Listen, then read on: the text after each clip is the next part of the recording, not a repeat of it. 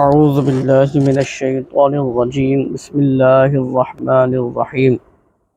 اللہم صلی علی محمد وعلی آل محمد کما صلیت علی ابراہیم وعلی آل ابراہیم انکا حمید مجید اللہم بارک علی محمد وعلی آل محمد کما بارکت علی ابراہیم وعلی آل ابراہیم انکا حمید مجید۔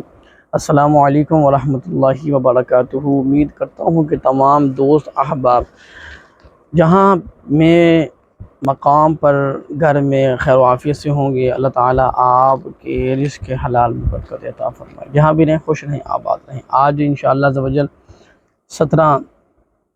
ذی الحج اور چند ایام باقی ہیں اور یہ مہینہ ہم سے رخصت ہو جائے گا۔ یقیناً ہر مسلمان کسی نہ کسی وجہ سے پریشان ہے، وہ کوشش کر رہا ہے کہ تمام معاملات آسان ہو جائیں، یعنی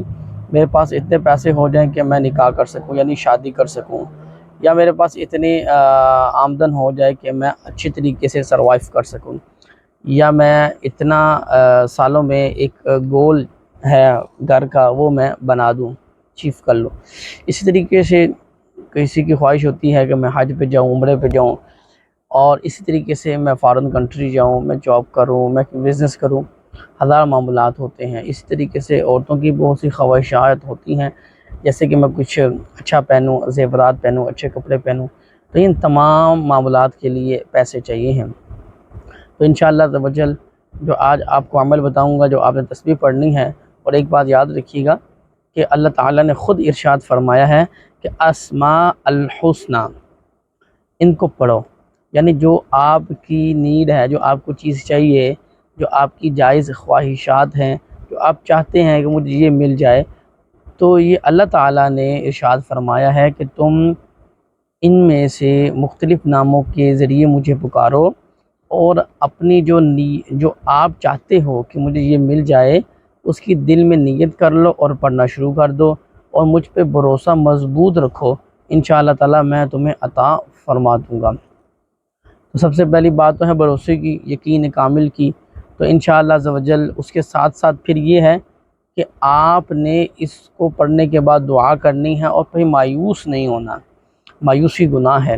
اب دیکھیں، ایک شخص ہے، ایک عورت ہے، ایک مرد ہے، ایک لیڈیز ہے، خواتین ہے، وہ ایک تسبیح پڑھتی ہے۔ میں نے آپ کو ایک تسبیح بتائی ہے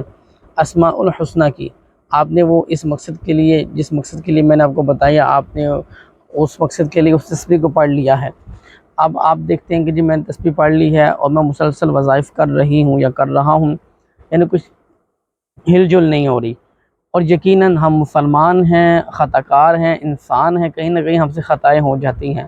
اب کیا خبر کہ جو تسبیح ہم پڑھ رہے ہیں وہ ہماری جو گناہ ہے اس کا کفارہ بن جائے، یعنی وہ جو تسبیح ہے وہ ہماری گناہوں کو مٹاتے جائے، یعنی اس طرح بھی ہمیں فائدہ ہوگا اس تسبیح کو پڑھنے سے۔ اور اسماء الحسنہ اللہ تعالیٰ نے خود ارشاد فرمایا، اس کو پڑھو، جو آپ چاہتے ہو وہ آپ کو مل جائے گا۔ تو ہم نے یقین کامل کے ساتھ پڑھنا ہے اور مایوس نہیں ہونا، تو انشاءاللہ تعالیٰ وہ آپ کو ملے گا۔ اب دیکھیں، گناہ گار ہیں، خطا کار ہیں، اب جو تسبیح پڑھتے ہیں، اب اگر تو گناہ اتنے بڑھ چکے ہیں کہ وہ تسبیح اب وہ گناہوں کو صاف کر رہی ہے، وہ اس کا ذریعہ بن رہی ہے، تو ہمیں چاہیے کہ ہم لگاتار پڑھتے جائیں، تو انشاءاللہ عز و جل ہمارے گناہوں کو بھی اللہ معاف فرما دے گا، ہمارے گناہ بھی دھل جائیں گے، تو انشاءاللہ آپ کو آپ کے مقصد میں بھی کامیابی ضرور بضرور حاصل ہوگی۔ جمعرات کا ایسا دن ہے، قبولیت کی گھڑیاں ہیں، شب جمعہ کی رات ہے، کوشش کیجئے گا کہ اس کو مغرب کی نماز سے پہلے پڑھ لیجئے گا۔ اگر جب بھی آپ کو وقت ملے، مغرب کے بعد بھی وقت ملے، تو تب بھی آپ نے اس تسبیح کو اول آخر 11 مرتبہ درود پاک پڑھنے کے بعد پڑھنا ہے۔ بغور سنیے گا، اور انشاءاللہ ایک تسبیح میرے کہنے پر ضرور کیجئے گا، تنگ دستی دور ہوگی، انشاءاللہ روزگار میں برکت ہوگی۔ یا عظیم اور یا حیو کو ملا کر آپ نے پڑھنا ہے، یہ 1 مرتبہ ہوگا، پھر یا عظیم یا حیو کو ملا کر پڑھیں گے تو 2 مرتبہ ہوگا۔ اسی طریقے سے آپ نے 100 دانوں کی ایک تسبیح یا عظیم یا حیو کو جب آپ پڑھیں گی تو انشاءاللہ تنگ دستی بھی دور ہوگی، خوشحالی بھی آئے گی، اور انشاءاللہ عز و جل جس مقصد کے لیے خاص بھی پڑھیں گے، اللہ تعالیٰ اس میں کامیابی عطا فرمائے گا۔ اگر آپ چینل پر فرسٹ ٹائم آئے ہیں تو اس کو سبسکرائب کرنے کے بعد بیل آئیکن کا بٹن دبانے کے بعد اپنا ضرور نام تحریر کیجئے گا۔ جہاں رہیں خوش رہیں، آباد رہیں، جزاک اللہ خیر۔